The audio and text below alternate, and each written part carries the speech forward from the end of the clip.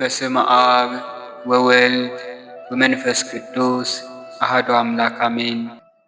እንኳን ለበዓታ ማርያምና ለሊቀ መልአኩ ለቅዱስ ፋኑኤል ወርሃዊ መታሰቢያ በዓል እንደዚሁም በዚህች ዕለት ታስበው ለሚውሉ ቅዱሳን ዓመታዊና ወርሃዊ በዓላቸው በሰላምና በጤና አደረሳችሁ አደረሰን። የተወደዳቸው ኦርቶዶክሳውያን ኢትዮቶኮስ ሚዲያ ቤተሰቦች ይህ የጸሎት መርሃ ግብር ለብዙዎች እንዲዳረስ ጸሎቱን ስትከታተሉ ላይክ በማድረግ እንድትጀምሩና ኮሜንት ላይም በመግባት ሀሳብ አስተያየታችሁን እንድትጽፉልን፣ ሀሳብ አስተያየትም ከሌላችሁ 3 ጊዜ አሜን እያላችሁ በመጻፍ አገልግሎታችንን እንድታበረታቱ ስንል በልዑል እግዚአብሔር ስም እናሳስባለን። ለዚህም ቻናል አዲስ ከሆናችሁ ሰብስክራይብ በማድረግ ቤተሰብ ይሁኑ። ከዚህ በመቀጠል በወርሃ ሐምሌ የሚጸለይ የእመቤታችን የቅድስት ድንግል ማርያምን የተአምሯን ዜና፣ የውዳሴ ማርያምን ጸሎት እንደዚሁም የሊቀ መልአኩ የቅዱስ ፋኑኤልን ድርሳንና የዕለቱን ስንክሳር እንደሚከተለው እናሰማለን። ከጅማሬያችን እስከ ፍጻሜያችን ድረስ አምላከ ቅዱሳን ልዑል እግዚአብሔር ከእኛ ጋር ይሁን። የእመቤታችንን በረከቷ ረድኤቷ አይለየን። የሊቀ መላእክት የቅዱስ ፋኑኤልን ጥበቃውና አማላጅነቱ ከሁላችን ጋር ይሁን ለዘላለሙ አሜን።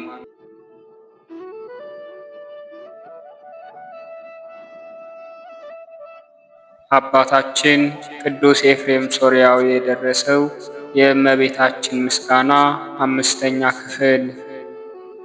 የዓርብ ውዳሴ ማርያም።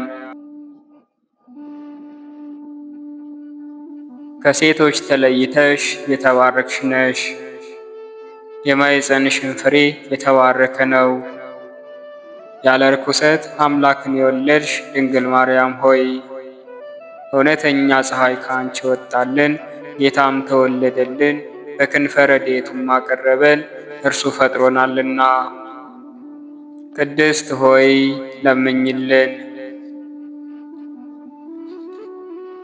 አምላክን የወለድሽ እመቤታችን ሆይ የብርሃን እናት ነሽና አንቺን በክብር በምስጋና እናገንሻለን።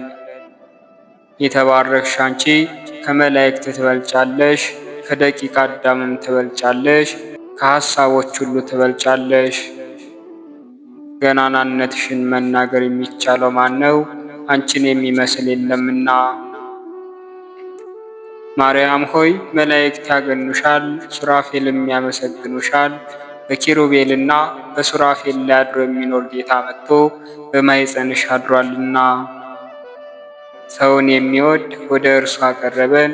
ክብር ምስጋና ያለው እርሱ የእኛን ሞት ተቀብሎ የእርሱን ሕይወት ለእኛ ሰጠን። ቅድስት ሆይ ለምኝልን። የደናግል መመኪያቸው አምላክን የወለድሽ ድንግል ማርያም ሆይ የተባረክሽ ነሽ፣ የማኅፀንሽን ፍሬ የተባረከ ነው። ከዓለም በፊት የነበረ እርሱ ሰው ሆኗልና ከአንቺ የተወለደ ሥጋችንን ተዋሃደ፣ መንፈስ ቅዱስንም ሰጠን። በቸርነቱም ብዛት መሳዮቹ አደረገን። ጸጋና ክብርን ከተቀበሉ ብዙ ሴቶች አንቺ ትበልጫለሽ። አምላክን የወለድሽ ማርያም ሆይ ልዑል እግዚአብሔር ያደረብሽ የከተመብሽ ረቂቅ ከተማ ነሽ። በኪሩቤልና በሱራፌል ላይ የሚኖረውን ጌታን በመሃል እጅሽ ይዘሽዋልና። በቸርነቱ ብዛት ሥጋዊ ፍጥረትን ሁሉ የሚመግብ እርሱ ጡትሽን ይዞ ጠባ። ይኸውም ሁሉን የሚያድን አምላካችን ነው። ለዘላለሙ ይጠብቀናል። እንሰግድለትና እናመሰግነው ዘንድ እርሱ ፈጥሮናልና። ቅድስት ሆይ ለምኝልን። ድንግል ማርያም የሽቱ መኖሪያና የሕይወት ውሃ ምንጭ ናት። የማኅፀኗ ፍሬ ሰውን ሁሉ አድኗልና። ከእኛም እርግማንን አጠፋልን። በመካከላችንም ሆኖ በመስቀሉ አስታረቀን። በልዩ ትንሣኤው ሰውን ዳግመኛ ወደ ገነት መለሰው። ቅድስት ሆይ ለምኝልን። ንጽሕት ድንግል ማርያም የታመነች አምላክን የወለደች ናት። ለሰዎች ልጆችም የምሕረት አማላጅ ናት። ኃጢአታችንን ያስተሰርይልን ዘንድ ወደ ልጅሽ ወደ ክርስቶስ ለምኝልን። ቅድስት ሆይ ለምኝልን። ድንግል ማርያም በቤተ መቅደስ አሰምታ ትናገር ነበር። መልአኩ ቅድስት ድንግል ሆይ ሰላምታ ይገባሻል ብሎ አክብሮ ከነገረኝ ነገር በቀር ምን ሌላ የማውቀው እንደሌለኝ እግዚአብሔር ያውቃል አለች። የማይቻለውን ቻልሽ፣ የማይወሰነውንና ምን የሚወስነው የሌለውን ወሰንሽ። በክብር ሁሉ ጸጋን የተሞላሽ ሆይ ምስጋናሽ ይበዛል፣ ክብርሽን ፍጹም ነው። የአብ ቃል ማደሪያ ሆነሻልና የክርስቲያን ወገኖች ምዕመናንን የምትሰበስቢያቸውና ማህያዊ የሚያድኑ ለሆኑ ሥላሴ ሰጊድን የምታስተምሪላቸው ሰፊ መጋረጃ ሙሴ ያየውን የእሳት አምድ የተሸከምሽ አንቺ ነሽ። ይኸውም መጥቶ በማኅፀንሽ ያደረው የእግዚአብሔር ልጅ ነው። ሰማይና ምድርን ለፈጠረ ጌታ ማደሪያ ሆንሽ። 9 ወር በማኅፀንሽ ተሸከምሽው ሰማይና ምድር ለማይወስኑት የታመንሽ አንቺ ነሽ። ከምድር ወደ ሰማይ ለማድረግ መሰላል ሆንሽ። ብርሃንሽ ከፀሐይ ብርሃን ይበልጣል። ቅዱሳን በፍጹም ደስታ ያዩት ኮከብ ከአንቺ የተወለደ ምስራቅ አንቺ ነሽ። ይኸው በጻርና በምትወልድ ዘንድ በሔዋን የፈረደባት ነው። አንቺ ማርያም ግን ጸጋን የተሞላሽ ሆይ ደስ ይበልሽ የሚል ቃልን ሰማሽና መጥቶ ያዳነን የፍጥረት ሁሉ ገዢ የሆነ ንጉሥን ወለድሽልን። እርሱም መሐሪ ነው፣ ሰውንም ወዳጅ ነው። ስለዚህ ማርያም ሆይ የተባረክሽ ነሽ፣ የማኅፀንሽን ፍሬ የተባረከ ነው። ጸጋን የተሞላሽ ሆይ እግዚአብሔር ከአንቺ ጋር ነውና ደስ ይበልሽ እያል መልአኩ ገብርኤል እንዳመሰገነሽ እናመሰግንሻለን። ቅድስት ሆይ ለምኝልን። የእመቤታችን የቅድስት ድንግል ማርያም የእናትነት ፍቅሯ ምልጃዋና ጸሎታ የልጇም የመድህን ዓለም ክርስቶስ ምሕረቱና ይቅርታው ከሁላችን ከሕዝበ ክርስቲያኑ ጋር ለዘላለም ጸንቶ ይኑር አሜን።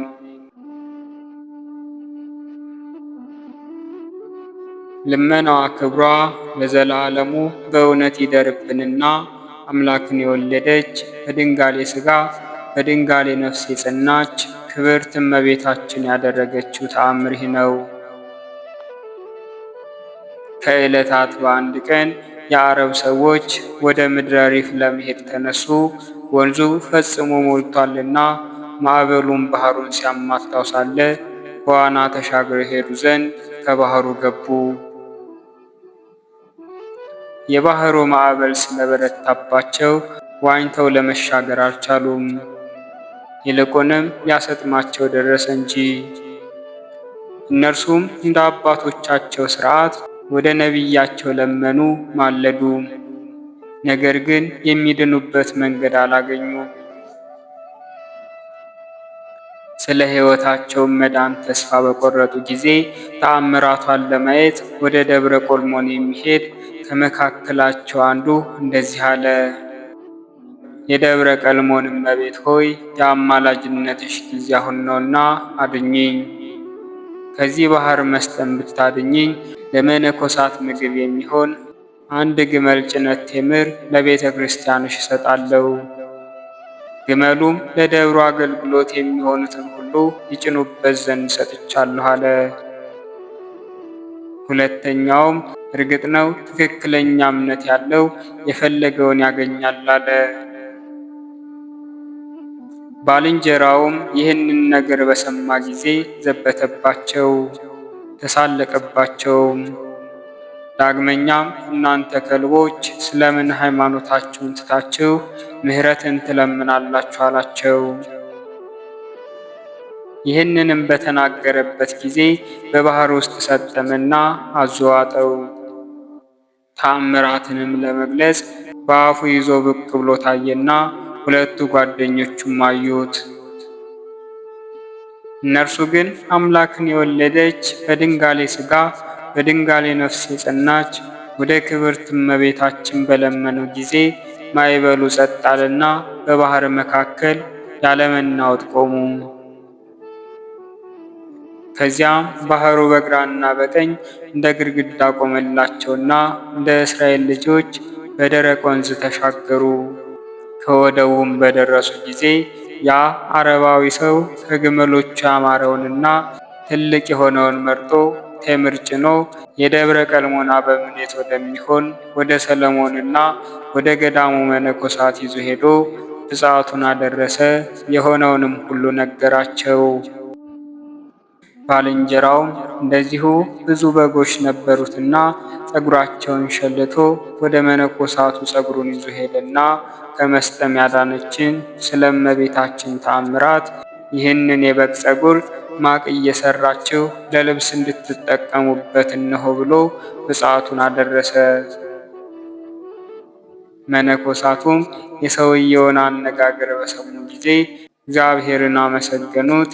ይቅር የምትል አምላክን የወለደች ድንግል ማርያምንም ፈጽሞ አመሰገኗት። ልመናዋ ክብሯ በእውነት ይደርብን ለዘላለሙ አሜን። ከዚህ በመቀጠል በዚህች ዕለት የሚጸለይ የሊቀ መልአኩ የቅዱስ ፋኑኤል ድርሳንን እንደሚከተለው እናሰማለን። አንድ አምላክ በሚሆን ጉድለት በሌለበት ስግደትና ምስጋና ፈርተው በሚገዙለት ዙሪያ ይከትሙ ዘንድ መላእክቱን በሚያዛቸው በአብና በወልድ በመንፈስ ቅዱስ ስም አምነን የምድረ በዳ ተክሎች በእርሱ ቸርነት ዝናብን በሚረኩባት በዚች በወርሃ ሐምሌ የሚነበብ የመጋቤ ድንግል የሊቀ መላእክት ቅዱስ ፋኑኤልን የድርሳኑን ክብር እነሆ እንናገራለን። የመጋቤ ድንግል የሊቀ መላእክት የቅዱስ ፋኑኤል አማላጅነት ዘወትር ሁላችንን በየሰዓቱ ይጠብቀን ለዘላለሙ አሜን። በአምላኩ እግዚአብሔር ፈቃድ በበረከትና በችግር ጊዜ ለሰው ሁሉ ምግብን አበርክቶ ይመግብ ዘንድ ስልጣን ከተሰጠው አጋንንትን ከሚያሳድድ ከሊቀ መላእክት ከቅዱስ ፋኑኤል ጋር ያሉ የቅዱሳን ነገደ መላእክት ሹመታቸው እንደዚህ ነው። ዳግመኛም ፈጣሪያቸው አብና ወልድ መንፈስ ቅዱስም በዚች ዓለምና በፍጥረታቸው ሁሉ ላይ ሾመ ያከበሯቸው የሁላቸው ቅዱሳን ነገደ መላእክት ክብር በየሹመታቸው በዚች ወር እንጽፋለን። ነገደ መላእክትም የተፈጠሩት በአምላካቸው እግዚአብሔር እጅ ከነፋስና እሳት ነው። ነገዳቸውን 100 አድርጎ ከፈጠራቸው በኋላም በመጀመሪያይቱ ሰማይ አኖራቸው። የእነዚህ የሁላቸው ነገደ መላእክት ስማቸው አጋይስትና ኪሩቤል፣ ሱራፌል፣ ኃይላትና አርባብ፣ መናብርት፣ ስልጣናትና መሳፍንት፣ መኳንንትና ሊቃናት፣ ረባትና ድርገታትም ናቸው። እነዚህ ነገደ መላእክት የየራሳቸው መልክ ብሩህ ተፈጥሯቸውም የሚደነቅ ነው። ከነዚህ ነገደ መላእክት ቁመታቸው ከምድር እስከ ሰማይ የሚደርስ አለ።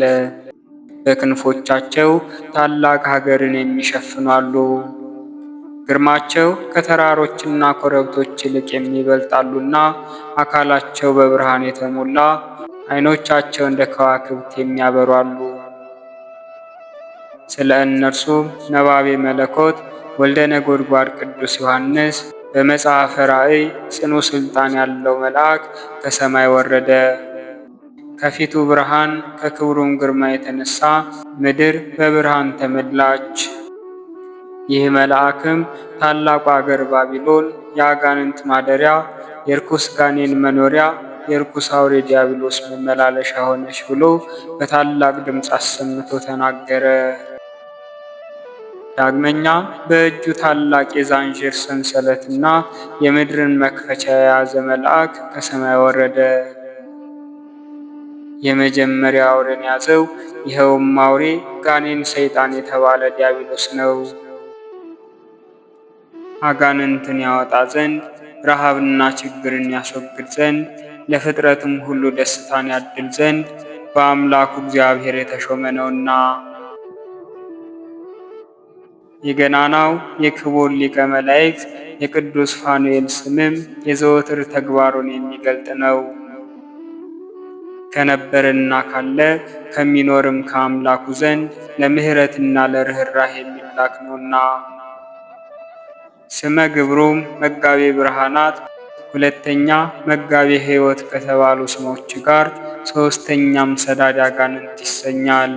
ከአብና ከወልድ ከመንፈስ ቅዱስም መንበር ወጥታ በምትሰማ አምላካዊት ትእዛዝ ቅዱስ ሚካኤልም ቀንና ሌሊት ያለ ረፍት ያለና የሚኖር የአማልክት አምላክ እግዚአብሔርን ቅዱስ ቅዱስ ቅዱስ እያሉ በሚያመሰግኑ በ99 ነገደ መላእክት ላይ አለቅነትን የተሾመ ነው።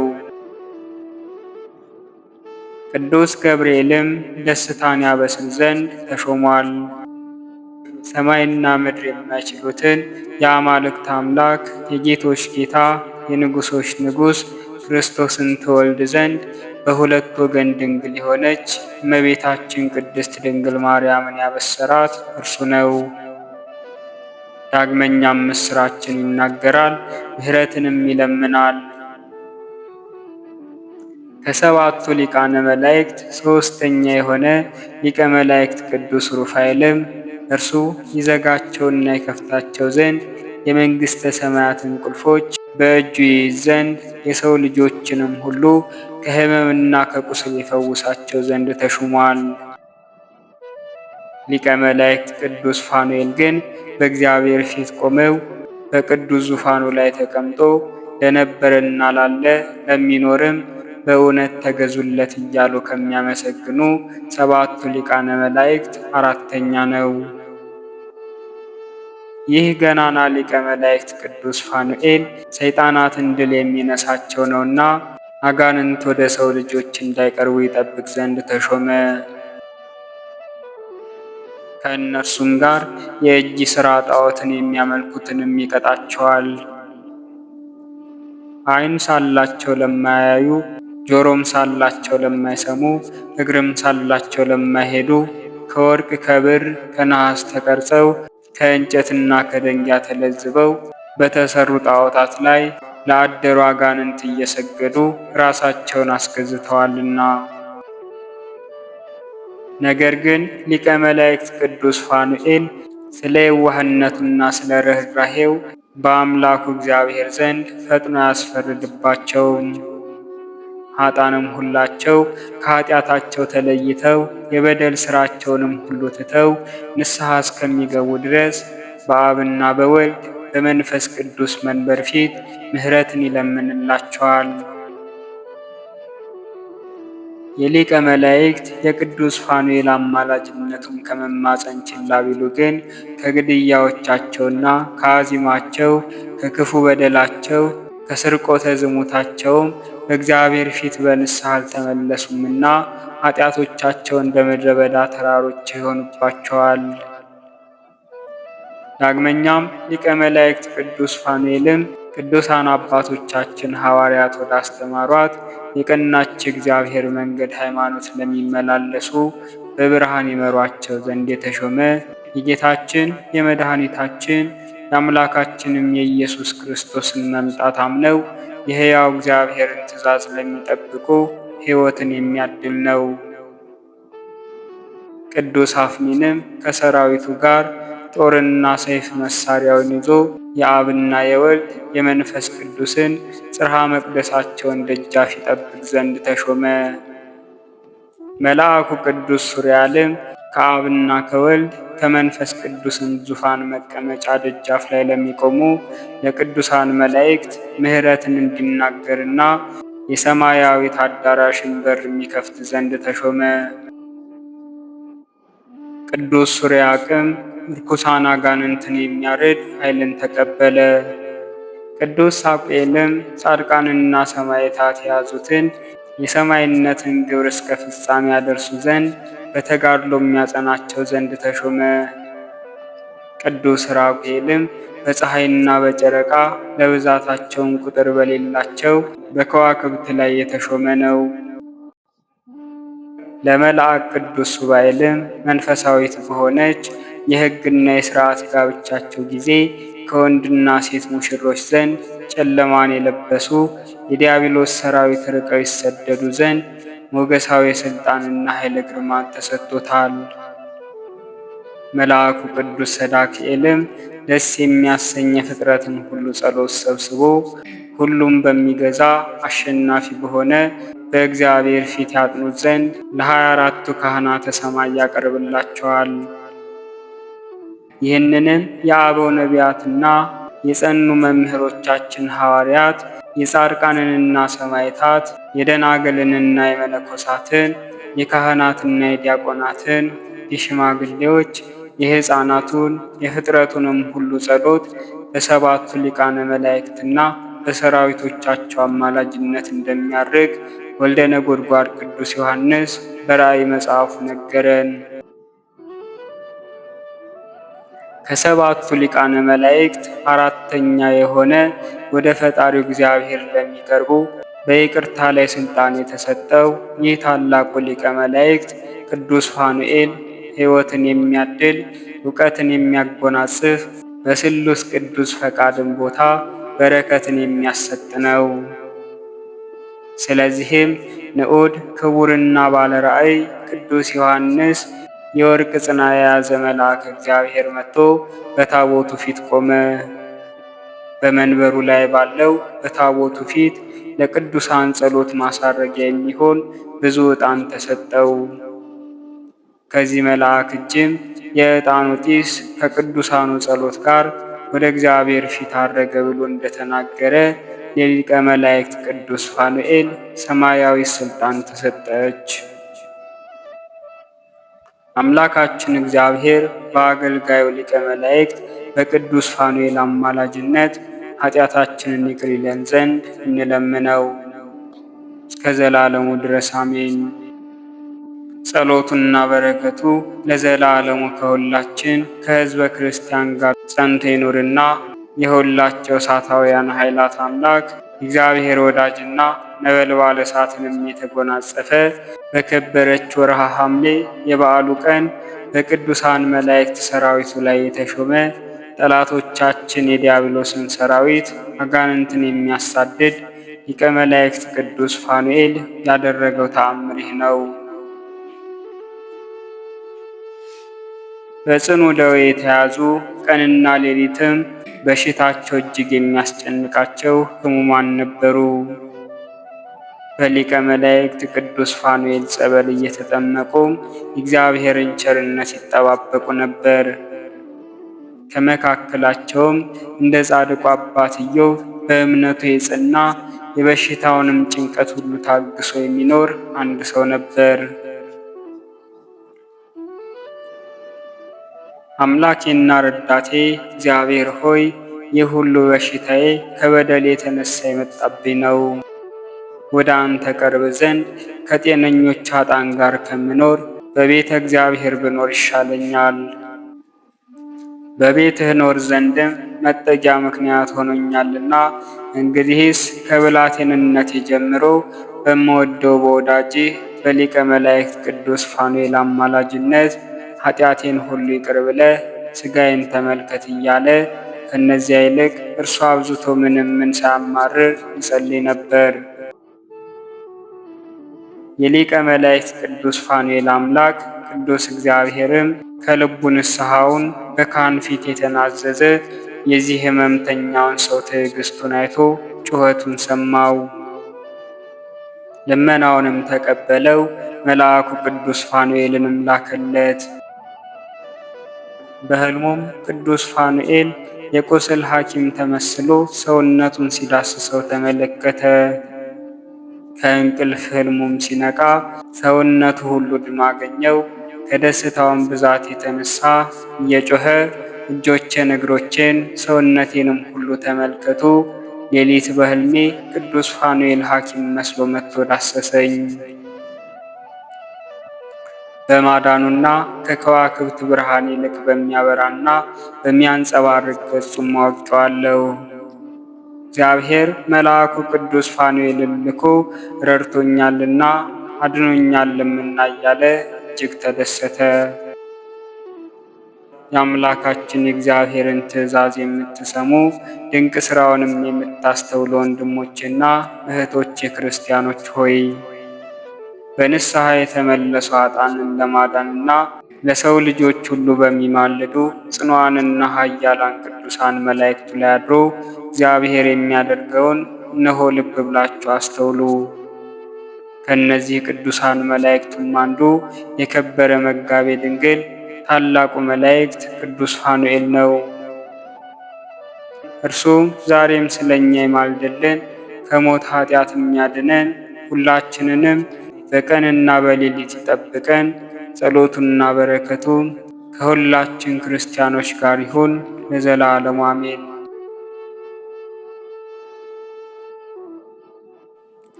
በወርሃ ሐምሌ በሦስተኛው ቀን የሚነበብ የስንክሳር መጽሐፍ። አንድ አምላክ በሆነ በአብ በወልድ በመንፈስ ቅዱስ ስም ሐምሌ 3 በዚች ቀን ለአባቶች ሊቃነ ጳጳሳት 24ተኛ የሆነ የእስክንድርያ ሊቀ ጳጳሳት ቅዱስ አባት ቄርሎስ አረፈ። ይህም ቅዱስ የእናቱ ወንድም በሆነው በአባ ቴዎፍሎስ ዘንድ አደገ። ጥቂት ከፍ ባለ ጊዜም ወደ አስቄጥስ ወደ መቃርስ ገዳም ላከው። በዚያም አምላካዊያት የሆኑ መጻሕፍትን ተማረ። እግዚአብሔርም መጽሐፍን አንድ ጊዜ አንብቦ እስከሚያጸናው ድረስ እውቀትንና ማስተዋልን ሰጠው። ከዚህም በኋላ ደግሞ ያስተምረው ዘንድ ለአባ ሰራብዮን ሰጠው። ከእርሱም ዘንድ ያለውን ትምህርቱን በፈጸመ ጊዜ ወደ ሊቀ ጳጳሳት ቴዎፍሎስ መለሰው። እርሱም እጅግ ደስ ተሰኘበት፣ እግዚአብሔርንም አመሰገነው። ከዚህም በኋላ ሁልጊዜ መጻሕፍትን እንዲያነብና ሕዝቡንም እንዲያስተምር በሊቀ ጵጵስና ሥራ ውስጥ ሾመው። ከትምህርቱም ጣዕም የተነሳ ዝም ይል ዘንድ ማንም አይወድም ነበር። አባ ቴዎፍሎስም ካረፈ በኋላ በእስክንድርያ ከተማ ላይ ይህንን አባ ቄርሎስን ሊቀ ጵጵስና ሾሙት። እርሱም በትምህርቱ ቤተ ክርስቲያን አበራች። ይህም አባት ቄርሎስ የቁስጥንጥንያ ሊቀ ጳጳሳት የነበረው ንስጥሮስ በካደ ጊዜ በንጉሥ ቴዎዶሲዎስ ዘመን የ200 ኤጲስቆጶሳት ጉባኤ ማኅበርን በኤፌሶን ከተማ ሰበሰበ። ይህን አባት ቄርሎስንም መርጠው ሊቀ ጉባኤ ያደረጉት። ንስጥሮስንም ተከራክረው ስህተቱንም ገለጠለት። ከስህተቱም ባልተመለሰ ጊዜ አውግዘው ከመንበረ ሲመቱ አሳደዱት። ይህም አባት ቄርሎስ 12 አንቀጾችን ደረሰ። በውስጣቸውም የቀናች ሃይማኖትን ገለጠ። ከእነርሱ በኋላ ግን ብዙዎች ድርሳናትን፣ ተግሳጻትን፣ መልእክቶችን ደረሰ። እነዚህም በሁሉ ቦታ በምዕመናን እጆች ይገኛሉ። ይህም አባት ቄርሎስ እግዚአብሔር ቃል ከትስብእቱ ጋር ከተዋሃደ በኋላ በሥራው ሁሉ በምንም በምን የማይለያይ አንድ አካል አንድ ባሕሪ እንደሆነ አስረዳ። ይህም አባት ቄርሎስ ሃይማኖታቸው ከቀና ከ318 አባቶች ሃይማኖት ወጥተው ክርስቶስን ወደ ሁለት የሚከፍሉትን መናፍቃንን ሁሉንም አውግዞ ለያቸው። በወንጌላዊ ማርቆስ መንበር ላይ 32 ዓመት ኖረ። መልካም የሆነ ሥራውንም ፈጽሞ በሰላም አረፈ። ለእግዚአብሔር ምስጋና ይሁን። እኛንም በዚህ አባት ጸሎት ይማረን፣ በረከቱም ከእኛ ጋር ትኖር ለዘለዓለሙ አሜን። በዚህችም ቀን ከእርሱ በፊት ለነበረው ሊቀ ጳጳሳት ዮናክዲኖስ ደቀ መዝሙር የነበረ የሮሜ ሊቀ ጳጳሳት ቅዱስ አባት ክርስቲያኖስ አረፈ። ይህ አባ ዮናክዲያኖስ በሚያልፍበት ጊዜ በእርሱ ፈንታ አባ ክርስቲያኖስን ሊቀ ጵጵስና እንዲሾሙ ታዘዘ። እርሱንም አባ ክርስቲያኖስን በሮሜ ሀገር ነጣቂ ተኩላዎች አሉና ልጅ ሆይ ተጠበቅ ብሎ አዘዘው። ከዚህም በኋላ አባ ዮናክዲኖስ ባረፈ ጊዜ ይህን አባት ክርስቲያኖስን በእርሱ ፈንታ ሊቀ ጵጵስና ሾሙት። በዚያን ወራት ደግ ንጉሥ አኖሪዎስ ነበረ። ከእርሱም በኋላ አመፀኛ ሎሊያኖስ ነገሰ። እርሱም ክርስቲያኖስን ከመንበሩ አሳዶ መናፍቁ ንስጥሮስን ሊቀ ጵጵስና ሾመው። የከተማ ሰዎች ግን አባረሩት እንጂ አልተቀበሉትም። በከሃዲው ንጉሥም ልብ በክርስቲያኖስ ላይ ቂም ነበረ፣ ይገድለውም ይሻ ነበር። እርሱ አባ ክርስቲያኖስ ግን በሮሜ ከተማ ከሚገኙ ገዳማት በአንዱ ገብቶ ኖረ። እግዚአብሔርም ብዙ ድንቆችንና ተአምራቶችን በእጁ ያደርግ ነበር። ከዚህም በኋላ ከሃዲው ንጉሥ ወደ ጦርነት ሄደ። እግዚአብሔር መልአክ የመላእክት አለቃ ሩፋኤልም ለክርስቲያኖስ ተገለጠለት። ወደ አንጾኪያ ከተማ ወደ ሊቀ ጳጳሳት ወደ ድምትሪያኖስ ይሄድ ዘንድ አዘዘው። በዚያም ኑር አለው። ንጉሡ ከጦርነት እንደተመለሰ ይገድልህ ዘንድ በልቡ አስቧልና ከእንቅልፉም በነቃ ጊዜ ከዚያ ገዳም ወጣ። ከእርሱም ጋር 2 መነኮሳት ነበሩ። ወደ አንጾኪያም ከተማ ደርሶ ቅዱስ ድምትሪያኖስን አገኘው። ከአመፀኛው ንጉሥም የደረሰበትን ሁሉ ነገረው። እርሱም በአንጾኪያ ከተማ ከሚገኙ ገዳማት በአንዱ ገዳም አኖረው። ከዚህም በኋላ ቅዱሳን ሊቃነ ጳጳሳት አግናጢዮስና ዮናክዲኖስ በሌሊት ራእይ ለንጉሡ ተገለጡለት። ከእነርሱም ጋር የነበረው አንዱ እጅግ የሚያስፈራና ግሩም ነበር። እርሱም ንጉሡን እንደዚህ አለው፣ ሊቀ ጳጳሳቱን ክርስቲያኖስን አገሩን ለምን አስተውከው? እነሆ እግዚአብሔር ነፍስህን ካንተ ይወስዳል፣ በጠላቶችህም እጅ ትሞታለህ። ንጉሡም ጌታዬ ሆይ ምን ላድርግ አለው። እነዚያም 2 አባቶች በእግዚአብሔር ልጅ ሕማም በመቀበሉ ታምናለህን ብለው መለሱለት። እርሱም እኔ አምናለሁ አላቸው። ዳግመኛም መልእክትን ልከህ ልጃችን ክርስቲያኖስን ወደ መንበሩ መልሰው አሉት። ከእንቅልፉም በነቃ ጊዜ መልእክትን ጽፎ ወደ ድምትሪያኖስ እንደዚህ ብሎ ላከ። ስለ ሊቀ ጳጳሳት ስለ ክርስቲያኖስ በእኔ ላይ አትዘን፣ ወደ መንበረ ሲመቱ ይመልሱ ዘንድ ሊቀ ጳጳሳት ክርስቲያኖስ ያለበትን ለመልእክተኞች የታመለክታቸውና ታደርሳቸውም ዘንድ ለምንሃለው። መልእክተኞችም በሄዱ ጊዜ ያገኙትና መለሱት። ሕዝቡም በታላቅ ክብርና በብዙ ደስታ ተቀበሉት። በዚያም ወራት ንጉሡ ከጦርነት በደህና ተመለሰ። ቤተ ክርስቲያንም በእረፍትና በሰላም ኖረች። የንስጥሮስም ክህደቱ በተገለጠ ጊዜ በእርሱ ምክንያት አንድነት ያላቸው ማኅበር ተሰበሰቡ። ይህ አባት ክርስቲያኖስም በደዌውና በእርጅናው ምክንያት ወደ ጉባኤው መምጣት አልተቻለውም። ነገር ግን ንስጥሮስን ከሚያወግዝ ደብዳቤ ጋር 2 ቀሳውስት ላከ። ክብር ይግባውና ጌታችንም ከዚህ ኃላፊ ዓለም ድካም ሊያሳርፈው በፈቀደ ጊዜ ዮናክዲኖስና አትናቴዎስ ተገለጡለት። እንደዚህም አሉት፣ ክብር ይግባውና ጌታችን ኢየሱስ ክርስቶስ ወደ ሕይወት ጠርቶሃልና አንተ ወደ እኛ ስለምትመጣ አስጠንቅቃቸው አሉት። ከእንቅልፉም ነቅቶ ወገኖቹን ጠራቸው፣ እንደዚህም አላቸው፣ ተኩላዎች ወደዚች ከተማ ይገቡ ዘንድ አላቸውና ተጠንቀቁ።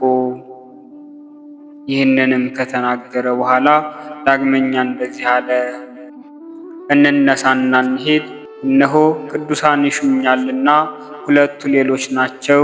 በዚያችም ሰዓት ከዚች ዓለም በአንድነት እንወጣለን። እነርሱም የእስክንድርያ ሊቀ ጳጳሳት ቄርሎስና የጻን ሀገር ኤጲስቆጶስ ሉቂያስ ናቸው። ይህንንም ብሎ በሰላም አረፈ። ለእግዚአብሔር ምስጋና ይሁን። እኛንም በቅዱሳን አባቶቻችን ጸሎት ይማረን፣ በረከታቸውም ከእኛ ጋር ትኖር ለዘላለሙ አሜን። አነሳስቶ ላስጀመረን አስጀምሮም ላስፈጸመን ለልዑል አምላካችን ክብርና ምስጋና ይሁን። የእመቤታችን የቅድስት ድንግል ማርያም ረድኤቷንና በረከቷ ምልጃዋንና ጸሎታ የእናትነት ፍቅሯን ማይለየን። የሊቀ መላእክቱ የቅዱስ ፋኑኤል እንደዚሁም የቅዱሳኑ ሁሉ በረከት ከሁላችን ጋር ጸንቶ ይኑር ለዘላለሙ አሜን። ወስብሐት ለእግዚአብሔር ወለወላዲቱ ድንግል ወለመስቀሉ ክቡር። ይቆየን።